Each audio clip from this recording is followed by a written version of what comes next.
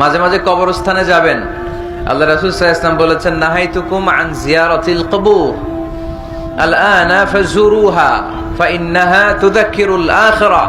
একটা সময় ছিল যখন আমি তোমাদেরকে কবর জিয়ারত করতে নিষেধ করতাম, বলেছেন মুহাম্মদ সাল্লাল্লাহু আলাইহি ওয়াসাল্লাম, কিন্তু এখন নিষেধাজ্ঞা আমি প্রত্যাহার করে নিলাম। আল্লাহ রাসূল বললেন, এখন আর সমস্যা নাই, এখন যাও, কবরস্থানে যাবে, যে কবরবাসীদের সালাম দিবে, মাইয়িতদের জন্য দোয়া করবে, কিলাব ফাইন্নাহা তুযাক্কিরুল আখিরা, কবরে গেলে আখিরাত স্মরণ হয়।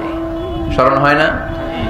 আপনার আব্বার কবরে যদি যে দাঁড়ান, আপনার মনে পড়বে, আয় রে, ওই তো 7 বছর আগে আব্বাকে এখানে কাফনের কাপড় দিয়ে পেঁচিয়ে রেখে গেছিলাম, সময়ের ব্যবধানে, কালের আবর্তনে আমার ছেলেটাও তো আমার এখানে রেখে যাবে।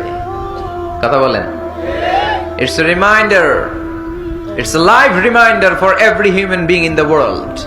এটা আমাদের জন্য একটা জ্বলন্ত প্রমাণ, জ্বলন্ত রিমাইন্ডার। ওয়াযাক্কির ফাইন্না যিকরা তানফাউল মুমিনিন। আল্লাহ রাসূল সাল্লাল্লাহু আলাইহি ওয়াসাল্লামকে আল্লাহ বলেছেন, নবী, মুমিনদেরকে আপনি রিমাইন্ডার দেন, কারণ রিমাইন্ডার মুমিনদের অনেক কাজে দেয়। এরাও একটা সময় ছিল এরকম ওয়াজ শুনতে আসতো, তাই না? আজকে নাই, সব শেষ। আমাদের এই শক্তিও থাকবে না। রং ধরা যৌবন জং ধরে শেষ।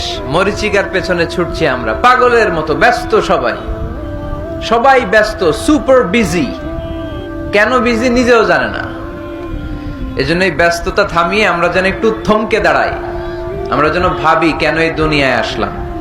পাগলের মতো এই মরিচিকার দিকে, এই ধোকার দিকে যেন আমরা ছুটে না বেড়াই। এই মাহফিলগুলো একটা রিমাইন্ডার, ঠিক কিনা? এরকম ময়দানে, খেতে, ফসলের খেতে শীতকালে তাফসীর প্রোগ্রামের এই ইতিহাস, এই ট্র্যাডিশন, এই ঐতিহ্য আমার মাতৃভূমি বাংলাদেশ ছাড়া পৃথিবীর কোথাও নাই।